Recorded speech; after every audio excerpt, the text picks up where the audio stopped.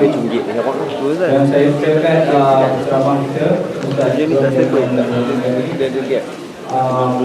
para liputan kita daripada sini dan ada lagi kawan-kawan kita yang kita sendiri yang travel dua malam daripada Newcastle ke sini mata-mata untuk Mekah, insyaAllah.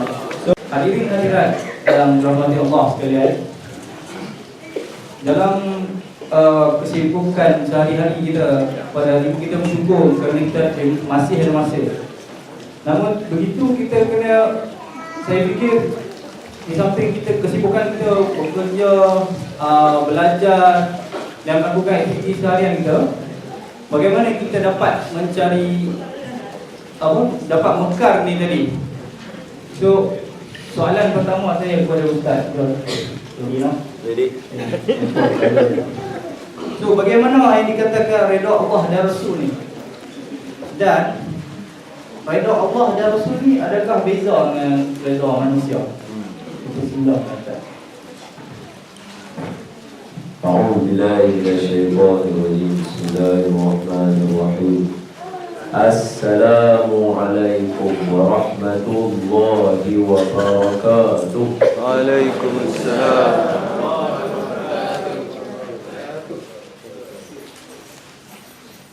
Tadi lupa. Awak tak? Marilah sama-sama ulang. Marilah sama-sama kita mulakan dengan membaca Al-Quran Al-Fatihah. A'udzu billahi minasyaitonir rajim. Bismillahirrahmanirrahim. Alhamdulillahi rabbil alamin. Ar-Rahmanir Rahim. Maliki yaumiddin. Iyyaka na'budu wa iyyaka nasta'in. Ihdinas siratal mustaqim. صراط الذين أنعمت عليهم غير المغضوب عليهم ولا الضالين.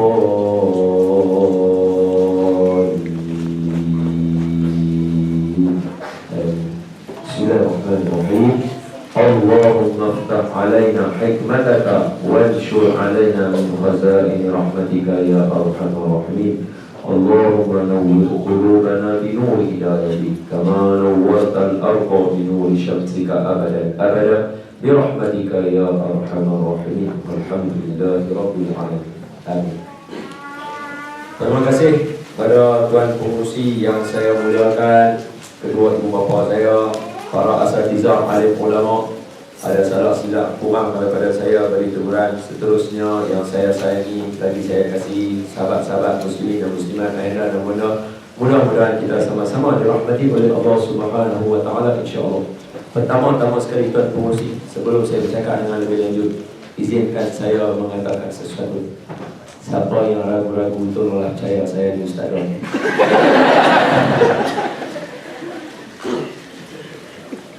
Dia bila kata redha ni,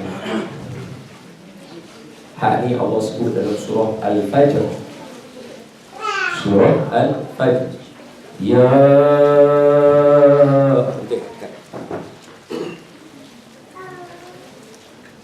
bukan, so, silap ayat tu. Ayat yang macam mana tu? Tak pakai sampai hilang Allah.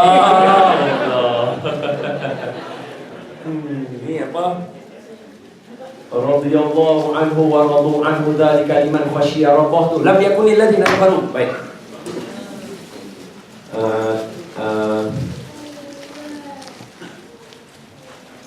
Jazaohum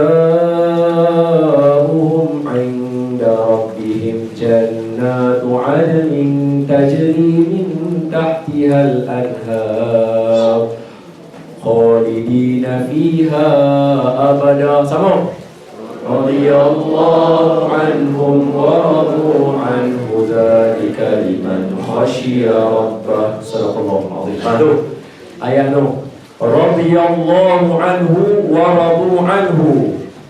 Bila sebut saja radhiyallahu anhu ni, Allah redha kepada mereka dan mereka redha kepada Allah, menunjukkan kata Nak masuk syurga dia perlu kepada redha Allah, sabit daripada doa Nabi. Nabi doa bulan Ramadan apa dia? Bulan Ramadan. Allahumma inna nas'aluka ridhaka wal jannah. Dalam bulan Ramadan memang sabit daripada hadis Nabi yang banyak. Nabi kata, tolonglah banyakkan di dalam bulan Ramadan sebut Allahumma inna nas'aluka ridhaka wal jannah. Ya Allah, kami minta redha kamu untuk masuk ke dalam syurga kamu, dan minta untuk masuk ke dalam syurga kamu. Sahabat-sahabat muslimin dan muslimat yang saya kasih sekalian, jadi bila kita cerita satu berkaitan dengan redha Allah ni, selalu para ulama cerita kepada kita bagaimana satu riwayat berkisah berkaitan dengan seorang lelaki. Hak ni cerita ni Nabi cerita sendiri. Cerita ni Nabi cerita sendiri. Dalam kitab-kitab ulama ada. Apa dia? Ketika satu orang lelaki, Allah kata kepada dia, "Hei kamu, masuklah kamu." Dia ni pendeta, seorang yang kuat beribadah di zaman Bani Israel. Dia ni cerita ni keluar masa bila? Keluar masa malam Lailatul Qadar. Cuba tengok ayat Lailatul Qadar. Inna anzalnahu fi lailatul qadr wa ma adraka ma lailatul qadr. Sambung. Lailatul qadr khairun min alfi syahr. Pasal apa? Alfi syahrin. Kenapa dia 1000 bulan dalam tu Allah tulis? Pasal apa? Tak pun sejuta baik, pun sejuta bulan lagi baik. Pasal apa 1000? Maka dalam tu ada syarah ulama. Pertama sekali ulama kata, suatu hari Nabi cerita kepada para sahabat tentang seorang lelaki. Lelaki ni dia duduk dalam kalangan Bani Israel. Dia ni punya nahabak hebat tak hebat dia tu, sepanjang hayat dia tu, daripada malamnya dia beribadah sepanjang malam, tak tidur, beribadah sepanjang malam. Dan di siang hari dia berjuang fisabilillah, lawan untuk tegakkan kalimah Allah. Saat lagi malam ibadah balik, tak tidur. Selama berapa lama? Selama 1000 bulan. Bayang Syekh, 1000 bulan buat dulu tu tak tidur. Macam mana? 1000 bulan tak tidur. Kita tidur lama tidur kita. Kita tidur lama. Orang asal bilik sebelah tak dengar. Keluar pakai jaket. Tahu siapa tak tahu lah. Jadi saya nak sebut kata, lelaki ni bila Nabi cerita, para sahabat jadi macam ush, dahsyatnya lelaki ni 1000 bulan dia boleh buat beribadah sepanjang malam. Siang berjuang, malam ibadah. Siang berjuang, malam ibadah. Tak ada stop langsung selama 1000 bulan. Para sahabat kagum. Maka turun ayat Allah, Lailatul Qadri khairun min alfi syahrin. Orang Islam, umat Nabi lagi hebat daripada orang Yahudi itu. Sebab apa? Sebab orang Bani Israel dia kena beribadah 1000 bulan tanpa tidur dan tanpa rehat. Tetapi kita satu malam menyamai pahala dengan 1000 bulan. Tahu tak tahu? Jadi dalam cerita tu ada pula satu orang laki-laki. Laki-laki ni dia pun buat ibadah selama berapa? 500 tahun. Weh, lagi lama dia beribadah. Ini cuma cerita zaman dulu. Zaman dulu macam contoh Nabi Nuh. Nabi Nuh hidup berapa bulan? Berapa tahun Allah sebut dalam Quran? Hampir-hampir 1000 tahun. Betul? Maknanya time tu kalau tanya, orang kata kalau tanya birthday, ni hang birthday hang ke berapa ratus ni? Time tu yang tanya. Time tu kira tanya, kita berapa ratus tahun yang birthday aku, kira lilin penuh kek lah, kira tak nampak lah. Tahun depan berbagi lilin saja kek lah. Dia ni begitu. Makna kata memang zaman tu umur panjang banyak. Yang lelaki ni dia beribadah 500 tahun tanpa henti, duduk dalam gua, tak makan, tak minum apa, melainkan apa yang ada dalam gua tu Allah bagi tumbuh pokok dia makan itu. Jadi suatu hari dia meninggal. Bila meninggal Allah kata dia, masuklah kamu ke dalam syurgaku dengan rahmat aku, redha. Nanti ya Allah, pasal apa aku kena masuk syurga kamu dengan redha dan rahmat kamu, sedangkan aku beribadah 500 tahun. Takkankah ibadah itu tak layak membuatkan aku masuk dalam syurga? Allah kata, masuklah kamu dalam syurga dengan rahmat dan redha aku. Dia kata, tak boleh. Allah kata, okey, kalau macam tu mari kita timbang. Tuan-tuan dengar elok. Ibadah beratus-ratus tahun itu ditimbangkan dengan hanya sebelah mata, berat lagi sebelah mata. Sebab tu surah ni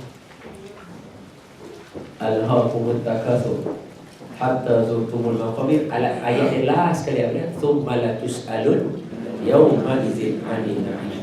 Akhir nanti kami akan tanya kamu akan nikmat yang kami bagi kepada kamu. Tengok kamu boleh jawab atau tak boleh jawab. Mamat ni tak lepas. Sebab tadi dia dia kata aku punya 500 tahun lah aku boleh masuk syurga. Allah kata okey tak apa, tengok dengan sebelah mata tak mampu untuk dia nak balas. Maka Allah kata hang masuk neraka aku dengan sebab amalan hang tak mampu untuk nak beli sebelah mata yang aku bagi. Masa tu dia menangis, dia kata ya Allah ampunkan aku masuk ke dalam rahmat-Mu. Cerita ni sama juga macam sama. Hak ni yang selalu orang cerita, lelaki yang bunuh 99 orang, ingat tak? Hak ni pun Nabi cerita, bukan orang lain. Ni cerita Nabi ni. Macam tadi kawan kita Encik Husni dia tulis dalam Facebook cerita yang saya nak sampai tadi. Ada di kalangan kawan-kawan kita yang dalam Facebook dia tulis dekat kita. Dia kata ni mana dalil dia? Ni mana dalil dia cerita ni? Ni mana dalil dia cerita ni? Ish, saya rasa segan lah kalau jumpa orang-orang macam ni. Sikit-sikit amalan kena dalil, sikit-sikit amalan kena dalil. Mari cuba tanya Tuan Pengurusi. Tuan Pengurusi, apa hukum, apa dalil nak cakap ayat penghadapan? Kalau semua benar, macam saya tanya tuan-tuan sini, tak usah, okay, ayat ni kira benda pelik lah, tak usah lah, ni ayat Quran ni semua benda pelik lah, iPad lagi pelik, aku tanya dalil iPad mampu yang tak boleh jawab. Tak usah tanya benda tu semua, kita tanya satu je, kawan-kawan, kalau betul lah kita nak berhujung, kita kena pakai dalil yang kira kita kena hafal kan. Saya nak tanya tuan-tuan, selama ni tuan-tuan, Allahu Akbar, tangan tuan-tuan letak di dada, apa dalil tuan-tuan? Tak boleh ingat dia kan. Yang kita tahu kita buat saja kan. Maknanya kalau ikut lelaki yang minta dalil tadi itu, sembahyang kita semua tak sah.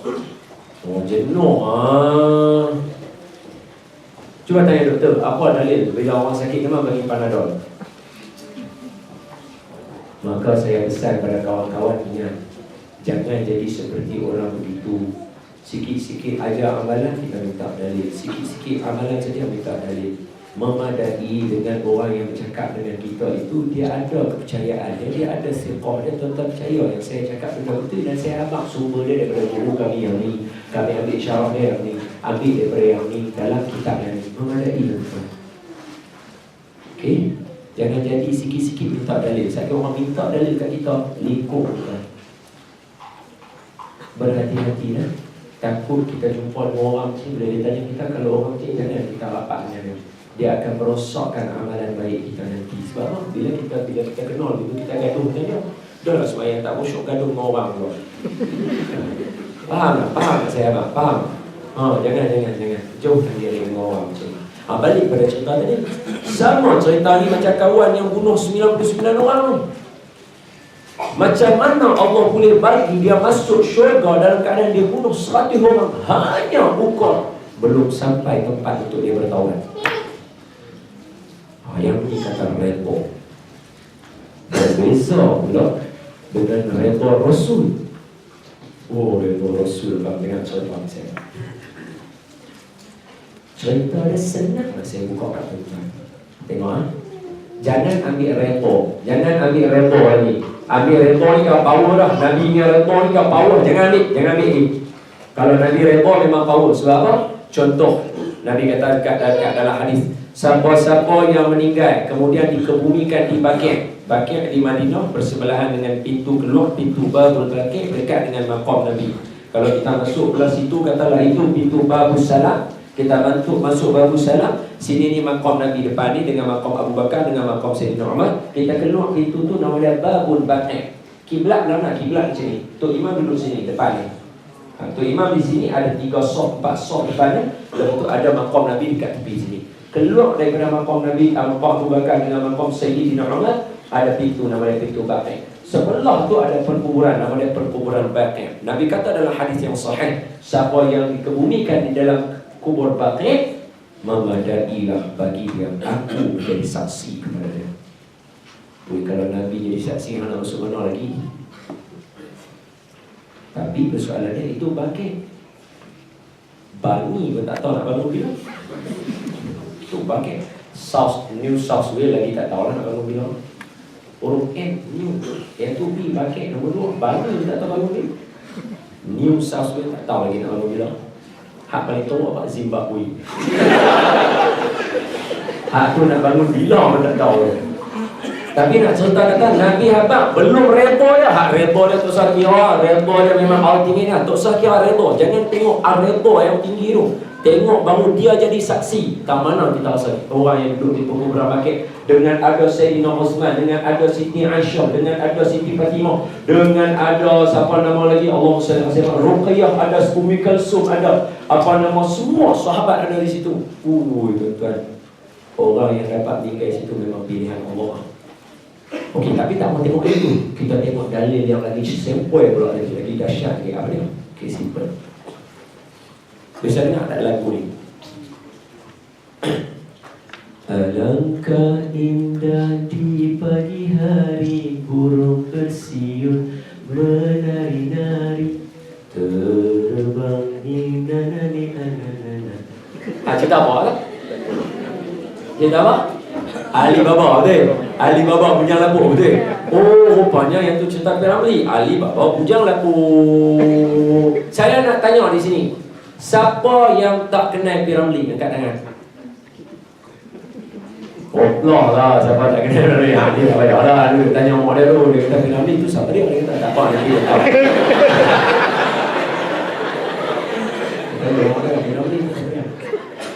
Soalannya ialah tak apalah kalau ayah saya hidup. Ayah saya kenal Piramli sebab memang Piramli kawan kepada tu saya, tak apalah. Memang orang belum kenal dia satu ni Boria Hitam Timur, tak apalah. Kalau kenal tak ada masalah. Tapi masalah kita ni lah yang mati orang kenal Piramli, betul tak? Hak adik kita yang dekat rumah tu pun kenal juga Piramli, betul tak? Dia lah yang tahu bila, hak Piramli lah yang tahu bila. Seolah-olah bila kita kata tu dalam banyak-banyak cerita Melayu. Tadi kita tanya Puteri Gunung Lenang, berapa orang tengok? Ada yang kata sekali ya Ustaz. Tengok. Boleh lah Ustaz, sekali sudahlah tengok. Dia jadi tak apa nak tengok. Tanya pula cerita Merung Mahawangsa, Merung dia kata nak tengok. Betul tak? Tapi bila kata cerita Piramli, hang pasang lah berapa kali pun orang akan rasa nak tengok. Sampaikan Astro buat satu siaran khas, Astro Prima, pasang cerita Piramli. TV2 buat tiap-tiap malam Senin pukul 10 pasang cerita Piramli. Pasal dia ada permintaan dia. Tiap-tiap malam orang tengok ulang-ulang cerita tengok. Bila kata macam tu, dia sangkut dengan perkataan barakah. Baru barakah, belum reba. Belum reba lah. Ni baru barakah. Dah tu saya kata, reba tu ultimate. Reba ni ultimate, tak usah sembang. Reba ultimate. Kita ambil bawah dia. Kita ambil bawah dia. Barakah. Cuba tengok cerita Piramli. Seolah-olah macam ada barakah. Sedangkan kalau kita tengok, tuan-tuan boleh tak buat lagu dalam bentuk qasidah selama mana tuan-tuan tak pernah duduk dalam majlis qasidah? Kita tak boleh buat. Kecuali sebagai contoh, cuba tengok contoh dia. Tuan-tuan boleh sambung tak lagu ni? Salla alaika Allah. Apa yang buat pasal saya pun nak tanya apa? Last kali yang penyanyi dulu tu bila? Lama. Betul tak? Tapi pasal apa? Bila saya menyanyi boleh sambung. Sebab kita ada dalam ingatan kita. Betul? Sama macam Piramli. Dia menyelitkan bukan selawat. Bukan selawat, bukan cerita, bukan apa, melainkan hanya irama qasidah. Irama qasidah. Apa dia? Qalama ashku gharami ya nural wujud. Yang confirm lagu ni lagu orang Arab, lirik orang Arab, irama orang Arab. Orang Melayu tak boleh buat lagu ni. Qalama, sudah sekian lama. Ashku gharami, aku memendam rasa rinduku. Ya nurul wujud, wahai cahaya yang menghidupkan orang, yang menjadikan kerana dia tu Allah wujudkan semua orang. Wa unadi ya yatihami ya ma'adinal jud. Wa unadi tihami ya ma'tinal jud. Alangkah indah di waktu pagi burung bersiul menari-nari, terbang yang di angkasa biru. Ada lagu dia kan? Cuma cerita dia nak abang kata, irama itu diambil oleh Qurani, dia pasang, dia masuk dalam lagu dia.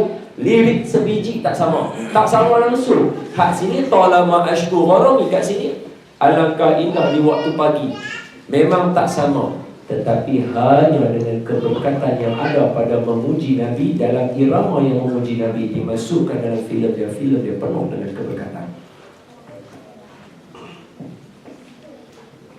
Kalau Nabi Rembo naik cerita Nabi kan syurga, nak boleh Nabi Rembo tu buatlah apa yang Allah suka, buatlah apa yang Nabi suka. Wallahu a'lam. Saya serahkan kepada Muslim. Terima kasih Ustaz. Tu jelaskan bahawa rahmat Allah ni hanya melebihi segala-galanya. Saya tak ada suka. Berdasarkan kepada syarah tadi, tuan-tuan nak percaya saya ni Ustaz Ram.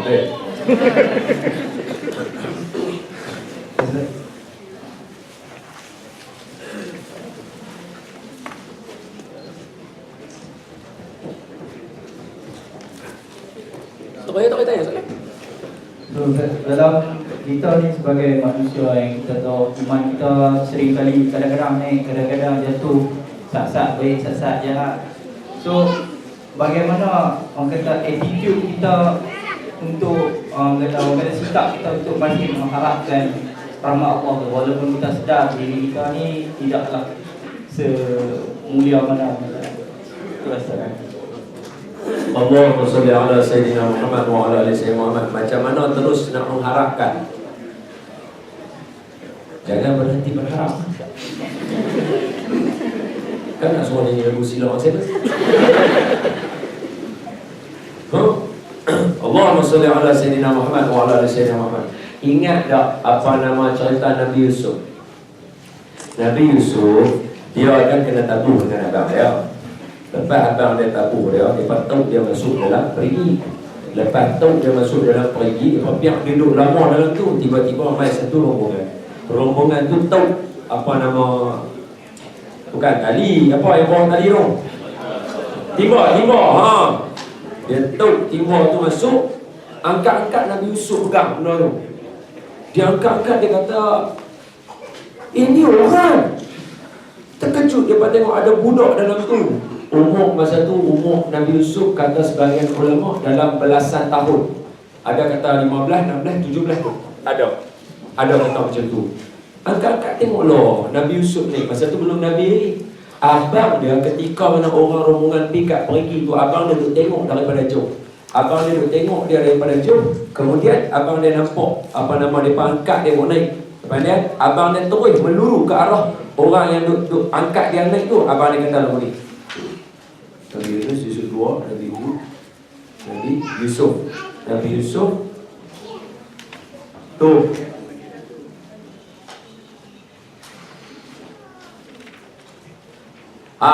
wa syarauhu bi thamanin bakhsin darahima ma'dudatin.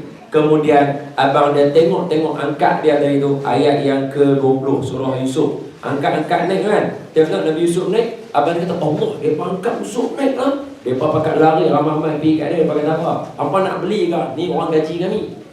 Dia lari hari tu. Dia kata kat hati dia orang gaji. Ni orang gaji khadam kami ni, lari daripada rumah. Kami cari tak jumpa. Rupanya hang dalam ni tak guna punya orang gaji. Oh, mereka maki dia depan orang. Lalai dia kata apa? Wasyarauhu. Mereka jual Nabi Yusuf. Mereka jual Nabi Yusuf dengan harga yang rendah, berapa kupang sahaja kata Allah. Jual kepada tu kabilah yang aziz tu lah. Baliklah Nabi Yusuf. Bila berbalik Nabi Yusuf dibesarkan dalam rumah tu. Tengok berjumpa pula dengan apa? Berjumpa pula dengan Zulaikha. Ya Allah, Ya Rabbi, Ya Karim. Sebab tu saya nasihatkan kita yang mana duduk di sini, bacalah kisah para Nabi. Setiap apa yang jadi pada 25 orang Rasul dan Nabi itu akan jadi pada diri kita dan memang jadi pada diri kita. Ambillah manfaat. Contohnya macam kita, orang lelaki-lelaki, biasa dah kita study group kan, tahu-tahu kita fall in love. Biasa kan, biasa mengaku sudah lah. Tak payah dia buat soleh, buat duduk je tengok.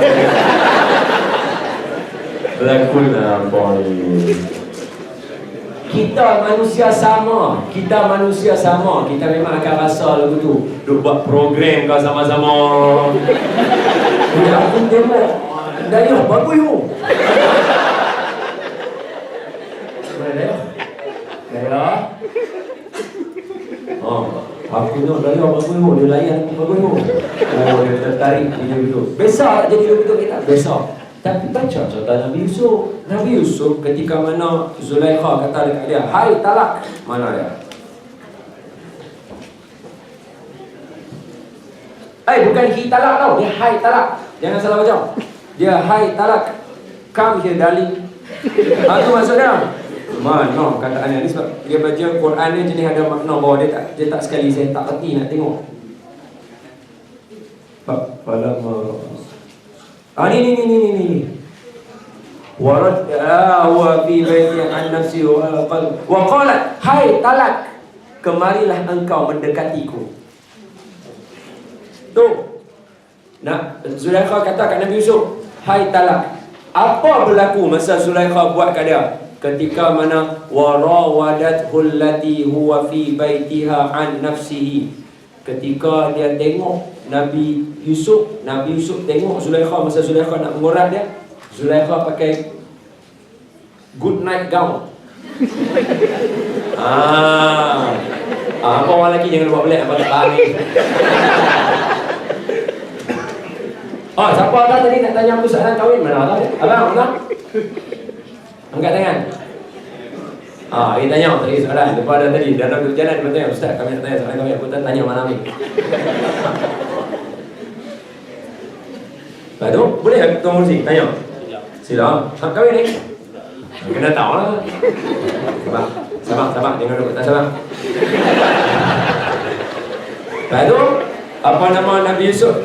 Zulaikha kata kat Nabi Yusuf, wa qalat hai talak. Dia kata dekat Nabi Yusuf, mainlah sini, dekat kepada aku, come here next to me. Dia kata dekat Nabi Yusuf. Apa Allah kata?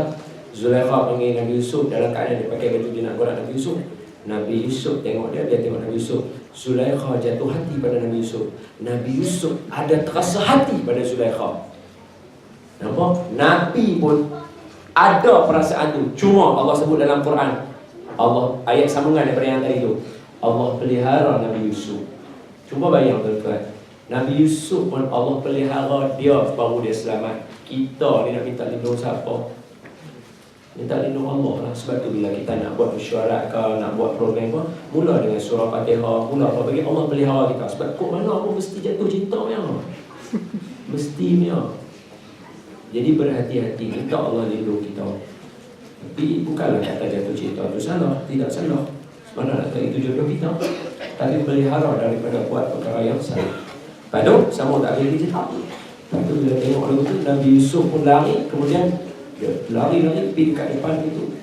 Allah, suami dia. Terus dia kata, tengoklah apa yang Yusuf buat. Koyok baju dia lah apa semua. Tengok-tengok salah dia, bukan salah Yusuf. Tapi sebab nak jaga aib keluarga orang-orang besar, masukkan Nabi Yusuf dalam penjara. Bila Nabi Yusuf masuk penjara, dah keluar dah apa semua-semua, dah jadi raja lah. Sebab dia takwil mimpi raja tentang 7 batang gandum, 7 batang gandum yang mati, 7 ekor lembu gemuk makan lembu buih makan lembu gemuk dan sebagainya. Dia takwil cerita tu, jadi dia lah jadi elok, dia diangkat jadi menteri, jadi orang besar, jadi pemimpin Mesir. Ketika adik-beradik dia mai jumpa dia, sini cerita berkaitan dengan tadi. Ketika adik-beradik dia mai jumpa dengan dia, dia kata, aku kenal itu abang-abangku. Mereka tak kenal aku. Mereka meminta dekat dia nak bekalan gandum. Dia boleh buat bila-bila saja. Dia kata, aku tak mau bagi ke apa. Dia boleh buat.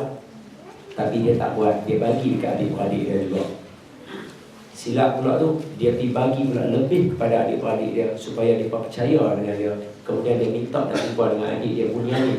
Dia ramai bawa Bunyamin, dia halang Bunyamin dengan strategi dia. Di sini saya selit perkawanan bersama. Saya nak sebut ada di kalangan kita yang bergaduh adik-beradik. Mengaku ada di kalangan kita yang bergaduh abang adik tak cakap, abang kakak tak cakap, kakak adik tak cakap. Ni